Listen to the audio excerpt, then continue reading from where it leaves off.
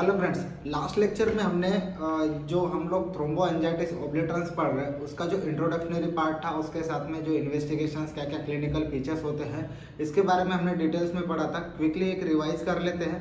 ठीक है, थ्रोम्बोएंजाइटिस ओब्लिटरेंस मतलब जो बर्जर डिसीज है, ये क्या है? ये एक सेगमेंटल प्रोग्रेसिव डिसीज है। ठीक है, मतलब एक किसी पर्टिकुलर सेगमेंट में हम लोगों को इसकी ग्रोथ दिखती है, इसका नेक्रोसिस दिखता है। ठीक है, उसके बाद में दूसरा पैथोलॉजी क्या होता है? यहाँ पे ऑक्लूजन होता है। ऑक्लूजन किसका? हमारे आर्टरीज का ऑक्लूजन होता है। और आर्टरीज भी कौन सी होती है? एक स्मॉल साइज और मीडियम साइज। लार्ज आर्टरीज में जनरली बर्जर डिसीज नहीं होता है।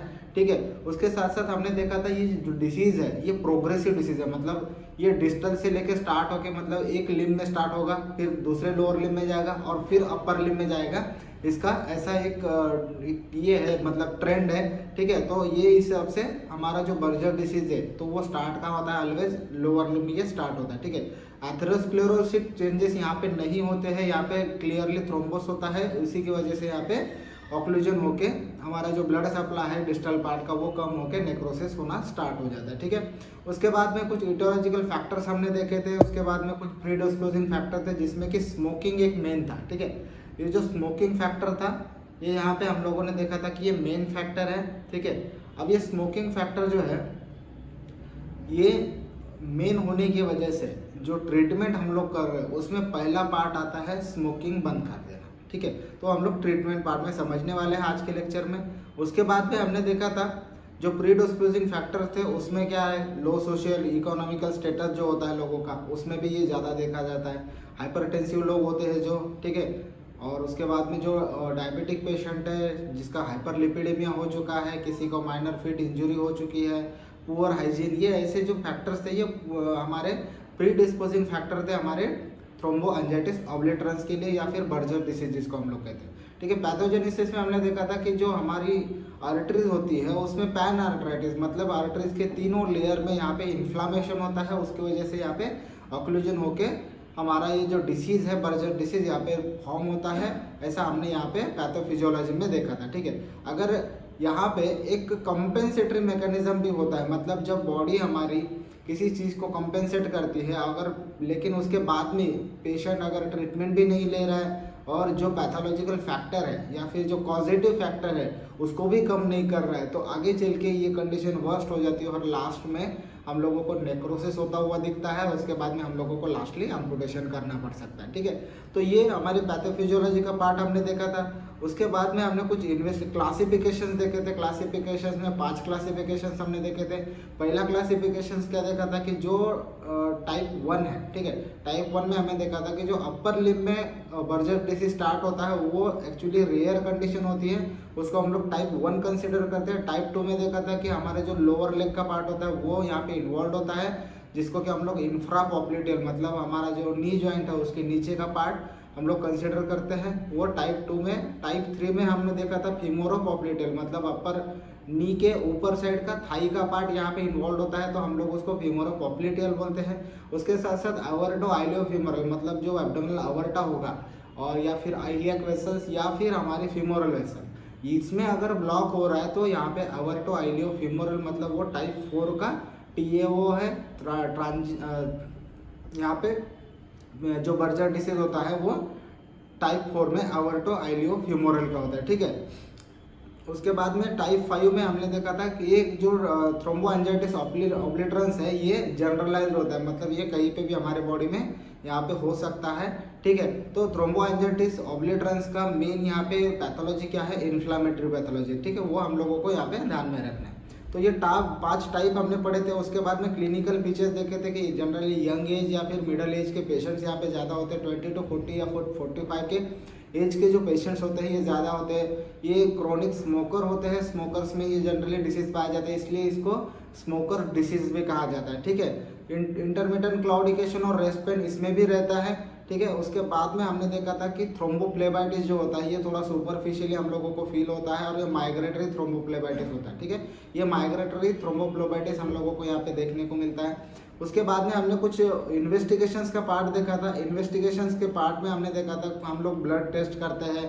ठीक है, उसके बाद में आर्टेरियल डॉपलर या फिर डुप्लेक्स स्कैन करते हैं, जिसकी मदद से हम लोगों को ये पता चलता है कि इसमें जो ये थ्रोम्बोसिस या फिर जो यहाँ पे ऑक्लूजन दिख रहा है तो इसका पैटर्न कैसे आता है, कॉर्क स्क्रू लाइक पैटर्न यहाँ पे आता है, ठीक है। और उसके बाद में जो एंजियोग्राम किए थे इसमें ये पैटर्न दिखता है एक्चुअली, ठीक है। और उसके बाद में ये जो स्पाइडर लेग पैटर्न या फिर स्पाइडर लेग कोलैटरल जिसको बोलते हैं, या फिर इन्वर्टेड ट्री लाइक जो कोलैटरल्स यहाँ पे हम लोगों को दिखते हैं, ये हम लोग ट्रांसफेमोरल रेट्रोग्रेड एंजियोग्राम से हम लोग एसेस कर सकते हैं, और इसी से हमारा जो डायग्नोसिस है वो यहाँ पे परफेक्ट हो जाता है, ठीक है। अब इसके बाद का जो मेन पार्ट आता है वो ट्रीटमेंट पार्ट आता है। मतलब हम लोगों को यहाँ पे डायग्नोसिस हुआ कि ये थ्रोम्बोएंजाइटिस ऑब्लिटरेंस है या फिर बर्जर्स डिसीज है, ठीक है। अगर बर्जर डिसीज हमने डायग्नोसिस कर लिया तो उसका ट्रीटमेंट पार्ट हम लोगों को यहाँ पे कंसिडर करना है। पहला क्या करना है, यहाँ पे पेशेंट्स को स्मोकिंग स्टॉप करने के लिए बोलनी है, ठीक है। अब यहाँ पे हम लोगों को पेशेंट को स्मोकिंग स्टॉप करते समय क्या बोल रहा है, एक्चुअली जब हम लोग एक परफेक्ट किताब में हम लोग जब देखते हैं तो एक सेंटेंस ऐसा लिखा गया है SRV में कि पेशेंट्स को ऑप्शन देना है, एक तो लिम या फिर स्मोकिंग, ठीक है। मतलब एक तो लिम चूज करो या फिर स्मोकिंग चूज करो, लेकिन इसमें आपको दोनों चीजें नहीं मिल सकती। मतलब आप स्मोकिंग भी करो और आपकी लिम भी बच जाए, ऐसा नहीं हो सकता। ऐसे पेशेंट्स को समझाना है, ठीक है। एक तो लिम ऑप्शन देना या फिर स्मोकिंग, ठीक है। तो ये यहाँ पे स्टॉप स्मोकिंग, मतलब स्मोकिंग को हम लोगों को यहाँ पे कीज करना है, बंद कर देना है पेशेंट्स का, क्योंकि ये जो स्मोकिंग है ये हमारा मेन कॉजेटिव फैक्टर है हमारे थ्रोम्बोएंजाइटिस ऑब्लिटरेंस या फिर बर्जर डिसीज में, ठीक है। अब कुछ ड्रग्स हम लोग देखते हैं, ठीक है। ड्रग्स हम लोग जो देखते हैं उसमें पहला ड्रग है हमारा पेंटॉक्सीफाइलिन, ठीक है। ट्रेंटल नाम से यहाँ पे मार्केट में ये मिलता है, 400 mg का आता है ये, और हम लोग इसमें BD डोज यूज करते हैं, ठीक है। मतलब दिन में 2 बार हम लोग इसके टैबलेट देते हैं पेंटॉक्सीफाइलिन के। पेंटॉक्सीफाइलिन क्या करता है, पेंटॉक्सीफाइलिन एक तो हमारा वैसोडाइलेटेशन करता है, ठीक है, वैसोडाइलेटेशन करेगा। उसके बाद में दूसरा क्या क्या, जो हमारा ब्लड फ्लो है, ठीक है, जो ब्लड फ्लो है वो यहाँ पे मेंटेन करता है, बढ़ाता है। तीसरा इसका फंक्शंस क्या है, तीसरा इसका फंक्शन है कि जो हमारी आर्टरीज में यहाँ पे जो ब्लड फ्लो हो रहा है उसकी विस्कोसिटी बढ़ जाती है, और इसी वजह से यहाँ पे थ्रोम्बस बन जाता है, ठीक है। तो ये विस्कोसिटी को कम कर देता है, ठीक है, विस्कोसिटी को ये कम कर देता है। उसके साथ साथ यहाँ पे फाइब्रिनोलाइसिस भी ये करता है, ठीक है। अब फाइब्रिनोलाइसिस का फायदा क्या होता है कि क्योंकि यहाँ पे अगर फाइब्रिनोलाइसिस हो रहा है तो इसका मतलब है कि फाइब्रिन यहाँ पे डिग्रेड होगा, ठीक है। डिग्रेड होने की वजह से यहाँ पे थ्रोम्बस एक्टिवली नहीं बन सकता, क्योंकि यहाँ पे फाइब्रिन का यहाँ पे लाइसिस हो रहा है, ठीक है। मतलब यहाँ पे ब्रेक डाउन हो रहा है, इसीलिए यहाँ पे थ्रोम्बस होने के चांसेस कम कर देता है ये पेंटॉक्सीफाइलिन। इसीलिए ये जो मेन 3-4 फंक्शंस है इसके, इसी की वजह से इसमें पेरिफेरल वस्कुलर डिसीजेस में इसका ड्रग ऑफ चॉइस हम लोग यूज करते हैं, ठीक है। तो 400 mg में BD में हम लोग इसको यूज करते हैं। दूसरा कुछ एंटीप्लेटलेट एजेंट हम लोग यूज करते हैं। एक फेमस एंटीप्लेटलेट आपको भी पता होगा, एस्पिरिन या फिर इकोस्पिरिन हम लोग जिसको कहते हैं, ठीक है। इकोस्पिरिन 75 mg में लो डोज में हम लोग इसको यूज कर सकते हैं, OD डोज में। उसके बाद में क्लोपिडोग्रेल, ठीक है, क्लोपिडोग्रेल 75 mg में OD में हम लोग इसको यूज करते हैं। उसके बाद में कुछ एंटीलिपिड एजेंट जैसे कि एटोरोस्टैटिन है, पैरोस्टैटिन है, ये हम लोग यूज करते हैं, ठीक है। 10 mg HS में हम लोग इसको यूज करते हैं एटोरोस्टैटिन को। उसके बाद में सिलेस्ट्राजोल ये भी एक एंटीप्लेटलेट की तरह ही काम करता है, ठीक है, हमारे बॉडी में एंटीप्लेटलेट की तरह काम करता है। उसके साथ साथ ये भी ब्लड फ्लो बढ़ाता है, ठीक है, ये भी ब्लड फ्लो बढ़ाता है, एंटीप्लेटलेट भी करके काम करता है ये, ठीक है। तो इसीलिए अल्टीमेटली क्या होगा, वैसोडाइलेटेशन होगा, ठीक है, वैसोडाइलेटेशन होगा, ठीक है। उसके बाद थ्रोम्बस बनने के चांसेस कम हो जाएंगे, थ्रोम्बोसिस होने के चांसेस कम हो जाएंगे। इसीलिए सिलेस्ट्राजोल 100 mg BID में भी कभी कभी यूज होता है। लेकिन जब से पेंटॉक्सीफाइलिन हम लोग यूज कर रहे हैं, इसके इफेक्ट बहुत अच्छे होने की वजह से ये जो बाकी के ड्रग्स हैं हम लोग ज़्यादा यूज नहीं करते, ठीक है। एक कॉम्प्लेमिना रिटार्ड करके भी ड्रग है, ठीक है, जिसको कि हम लोग ज़ैंथाइन निकोटिनेट भी कहते हैं। ज़ैंथाइन निकोटिनेट या फिर ज़ैंथिनॉल निकोटिनेट करके मार्केट में आता है ये, ठीक है। कॉम्प्लेमिना रिटार्ड एक ब्रांड है, 500 mg में आता है, 500 mg। इसका भी BD डोज हम लोग यूज करते हैं। इसका भी ऑलमोस्ट सेम मैकेनिज्म है, ये भी हमारे जो वेसल्स होते हैं उसका डायलेटेशन करके ब्लड फ्लो को बढ़ाता है, ठीक है। तो ऑलमोस्ट जो पूरे ड्रग हम लोग यूज कर रहे हैं उसका एक ही पर्पज है कि जो भी पार्ट को हमारा ब्लड सप्लाई कम हो रहा है उसको हम लोग अच्छी तरह से पेटेंट कर पाए, उसको अच्छी तरह से हम लोग फ्लो कर पाए, ठीक है। उसके बाद में नैप्टिडोफ्यूरिल भी हम लोग पहले यूज करते थे हमारे इंटरमिटेंट क्लॉडिकेशन जो कंप्लेंट होती है TAO में, थ्रोम्बोएंजाइटिस ऑब्लेटरांस में इंटरमिटेंट क्लाउडिकेशन हमने देखा था, उसके साथ साथ रेस्ट पेन भी देखा था। ठीक है, तो ये जो कंप्लेंट होती है ये कम करने के लिए यहाँ पे नैप्टिडोफ्यूरिल भी हम लोग यूज़ करते थे, लेकिन आजकल इसका यूज़ नहीं होता है क्योंकि ये जो इससे ज़्यादा पेटेंट ड्रग हम लोगों को पोटेंट ड्रग जो है हम लोगों को यहाँ पे मार्केट में अवेलेबल है, इसीलिए नैप्टिडोफ्यूरिल का यहाँ पे अभी यूज़ कम हो चुका है। ठीक है, तो मेन ड्रग हमारा कौन सा होगा, यहाँ पे मेन ड्रग क्या होगा हमारा, पेंटॉक्सीफाइलिन होगा, जो कि हम लोग 400 mg बीडी में यूज़ करेंगे। ठीक है, उसके बाद में एस्पिरिन यूज़ करेंगे, क्लोपिडोग्रेल यूज़ करेंगे और उसके बाद में एटोरवास्टैटिन यूज़ करेंगे। ठीक है, तो ये जो 4 ड्रग है ये हम लोगों को मेनली याद रखने हैं यहाँ पे। ठीक है, उसके बाद में हम लोग देखते हैं कुछ सर्जिकल यहाँ पे या फिर कुछ केयर्स हम लोग करते हैं, मतलब जो भी पेशेंट हमारे थ्रोम्बोएंजाइटिस ऑब्लेटरांस के होते हैं उसमें जो हमारी लिम्ब अफेक्ट होती है, लिम्ब अफेक्शन यहाँ पे मोस्ट कॉमन है। ठीक है, तो इसीलिए हम लोगों को लिम्ब का केयर करना बहुत ज़रूरी होता है। इसीलिए लिम्ब के केयर में हम लोग क्या क्या कर सकते हैं इसके बारे में डिस्कस करेंगे। पहला है बर्जेस पोजीशन एंड एक्सरसाइज। ठीक है, बर्जेस पोजीशन में हम लोग क्या करते हैं, पेशेंट्स का जो हेड होता है वो थोड़ा सा अप साइड रख के, जो लेग का पार्ट होगा हमारे बेड का वो थोड़ा डाउन साइड रखते हैं। ठीक है, तो इससे होगा क्या, ये जो ब्लड फ्लो है ये हमारे लोअर लिम्ब तक ज़्यादा जाएगा। ठीक है, और इसीलिए जो ब्लड फ्लो यहाँ पे लोअर लिम्ब की तरफ अगर बढ़ेगा तो ऑब्वियसली जो हमारा थ्रोम्बोसिस है या फिर जो थ्रोम्बोसिस होने की वजह से आगे के पार्ट को जो ब्लड सप्लाई नहीं हो रहा था वो थोड़ा सा बढ़ जाएगा। ठीक है, तो इसको हम लोग बर्जेस पोजीशन कहते हैं, जिसका कि हेड अप पोजीशन भी हम लोग कह सकते हैं, हेड अप पोजीशन। ठीक है, उसके बाद में दूसरा है एक्सरसाइज। अब एक्सरसाइज में हम लोग क्या करते हैं, पेशेंट्स का जो लेग होता है, ठीक है, मान लो ये लेग है पेशेंट्स का, ये थोड़ी थोड़ी देर के लिए 2-2 मिनट के लिए थोड़ा सा ऊपर पकड़ेंगे। ठीक है, ऊपर पकड़ेंगे फिर से उसको डाउन करेंगे। ठीक है, थोड़ी देर के लिए ऊपर पकड़ना है फिर से यहाँ पे डाउन कर देना है। ठीक है, तो इससे क्या होगा कि यहाँ पे जो लोअर लिम्ब में ब्लड का जो फ्लो होगा वो थोड़ा सा इंक्रीज हो जाएगा और हमारी पैथोलॉजी थोड़ी सी कम हो जाएगी। इसीलिए हम लोग यहाँ पे ये एक्सरसाइज भी करते हैं। ठीक है, तो 2-2 मिनट तक हम लोगों को पेशेंट्स का लेग ऊपर करना है फिर से नीचे करना है। तो ये बर्जेस पोजीशन एंड एक्सरसाइज है जो कि हम लोग पेशेंट की केयर, लिम्ब की केयर के लिए हम लोग कर सकते हैं। दूसरा क्या है, केयर ऑफ फिट। अब केयर ऑफ फिट का मतलब क्या है कि ऐसी कंडीशंस जब हमारे जो थ्रोम्बोएंजाइटिस ऑब्लेटरांस में आ रही है कि जब पेशेंट्स का फिट जो मेन इन्वॉल्वमेंट है उसका हम लोगों को केयर रखना है। ठीक है, अब केयर रखने में हम लोग क्या क्या कर सकते हैं, एक तो पहले एक्सट्रीम कंडीशंस को हम लोगों को अवॉइड करना है। एक्सट्रीम कंडीशन मतलब क्या है, एक्सट्रीम कोल्ड या फिर एक्सट्रीम हॉट कंडीशन को हम लोगों को यहाँ पे अवॉइड करना है। दूसरा क्या है, ट्रॉमा अवॉइड करना है पेशेंट्स के लिम्ब को। ठीक है, ट्रॉमा अवॉइड करना है। उसके बाद में जब ट्रॉमा अवॉइड करेंगे तो ऑब्वियसली यहाँ पे कोई वुंड नहीं होगी और उसका यहाँ पे कोई इन्फेक्शन नहीं होगा। ठीक है, उसके बाद में यहाँ पे हम लोग सॉक्स का यूज़ कर सकते हैं। ठीक है, सॉक्स का यहाँ पे यूज़ कर सकते हैं। उसके बाद में पेशेंट्स का जो लिम्ब होगा उसमें ड्राइनेस अवॉइड करेंगे हम लोग। ठीक है, ड्राइनेस अवॉइड करेंगे।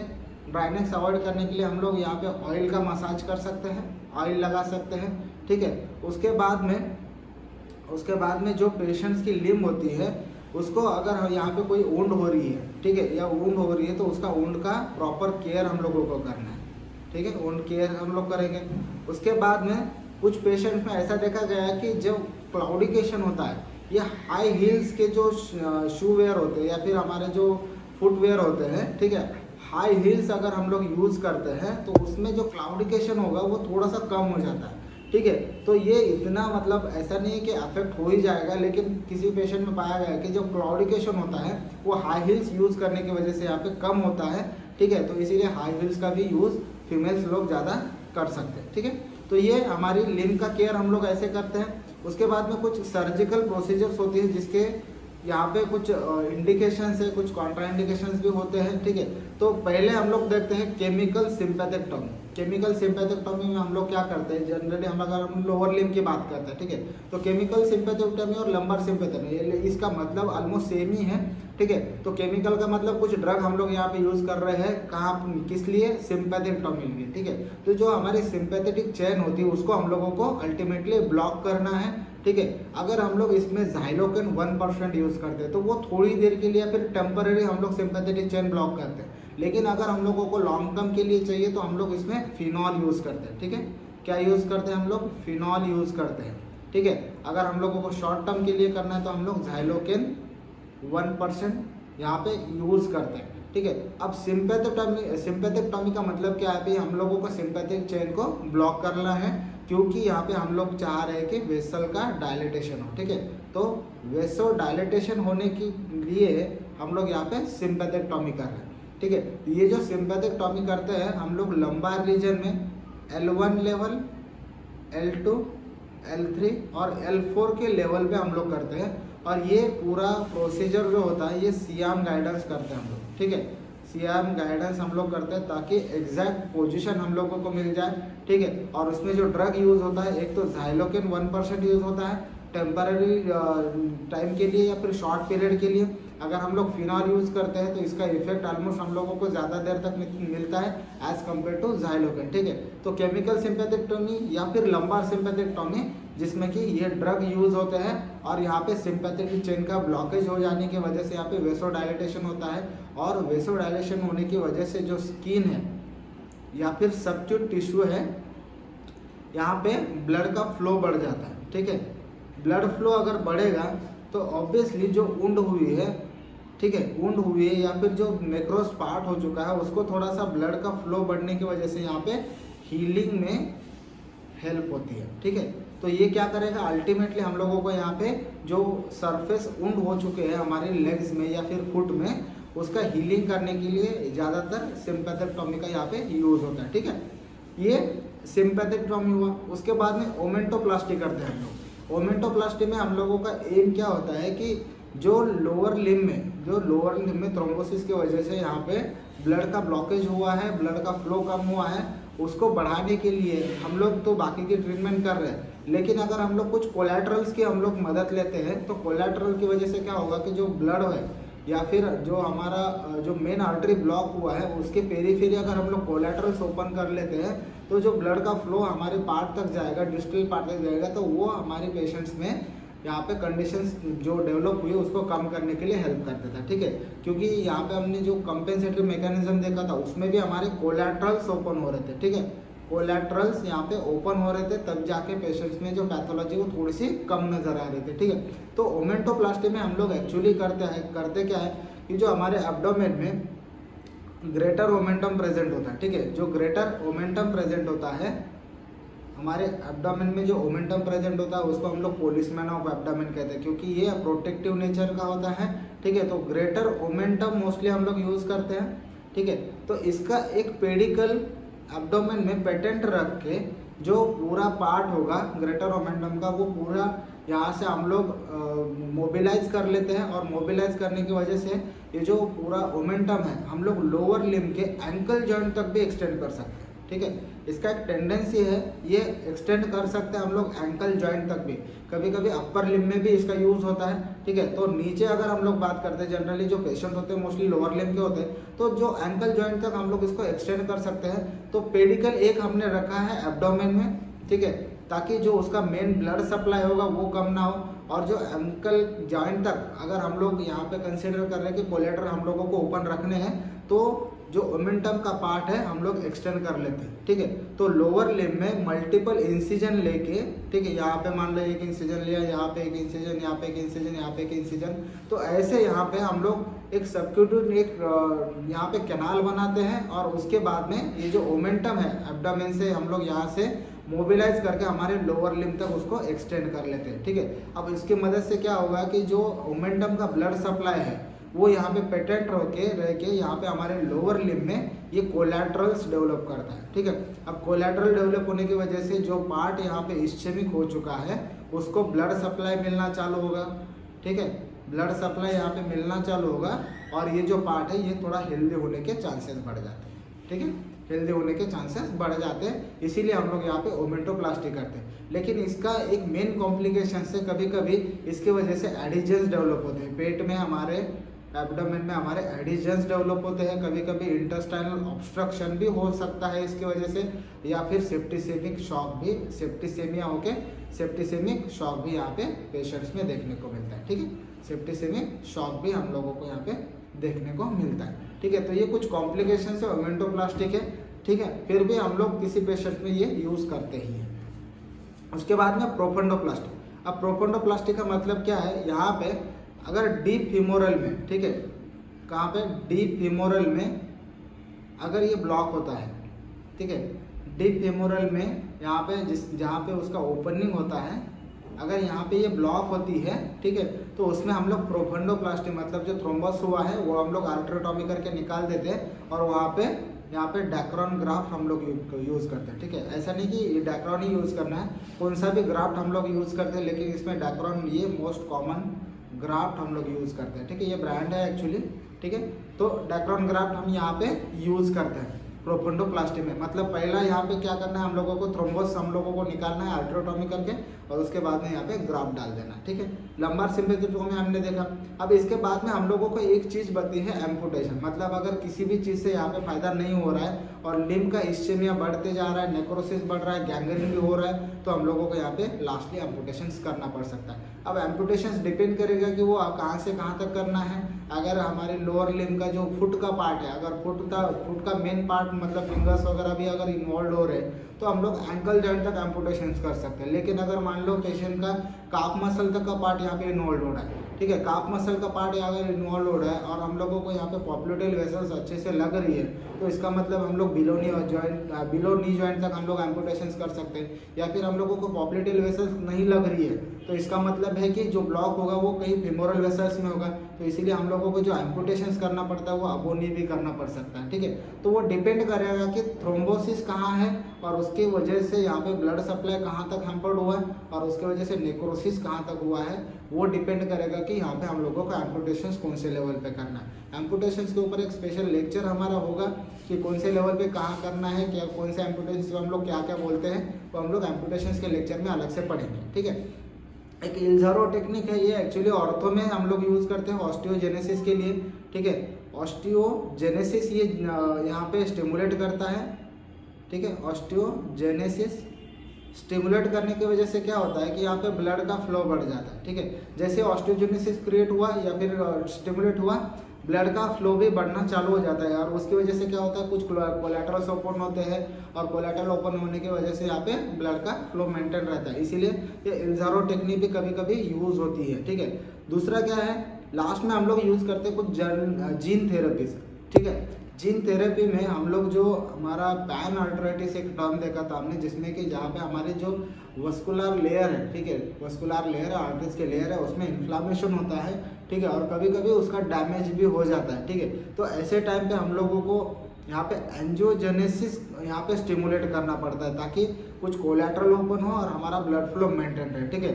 तो एंजियोजेनेसिस करने के लिए, एंजियोजेनेसिस मतलब ब्लड वेसल्स का यहाँ पे निर्माण करने के लिए हम लोगों को यहाँ पे वस्कुलर एंडोथेलियल ग्रोथ फैक्टर, ठीक है, वस्कुलर एंडोथेलियल ग्रोथ फैक्टर, इनका इंजेक्शन मिलते हैं और ये हम लोग IM यूज करते हैं, मतलब इंट्रामस्कुलर हम लोग इसको देते हैं, ठीक है। तो वस्कुलर एंडोथेलियल ग्रोथ फैक्टर या फिर VEGF इसको हम लोग शॉर्ट में कहते हैं। तो इसका इंजेक्शन मिलता है, ये IM हम लोग यूज़ करते हैं। उसकी वजह से क्या होता है कि एंजियोजेनेसिस यहाँ पे स्टिमुलेट होता है और पेशेंट्स में ब्लड का फ्लो यहाँ पे मेंटेन रहने की यहाँ पे हेल्प होती है, ठीक है। तो ये कुछ यहाँ पे हम लोग थेरेपीज यूज़ करते हैं, कुछ सर्जरीज यहाँ पे यूज़ करते हैं थ्रोम्बो एंजाइटिस ऑब्लिटरेंस में या फिर बर्जस डिसीज जिसको हम लोग कहते हैं, ठीक है। तो ये यहाँ पे हमारा थ्रोम्बो एंजाइटिस ऑब्लिटरेंस या फिर बर्जस डिसीज यहाँ पे खत्म होता है। इसके बाद का हम लोग रेनॉल्ड्स फिनोमेना या फिर रेनॉल्ड डिसीज हम लोग आगे के लेक्चर में देखेंगे और लास्ट लेक्चर हमारा आर्टरियल डिसीजेस का रहेगा, वो रहेगा एनोरिज्म का, ठीक है।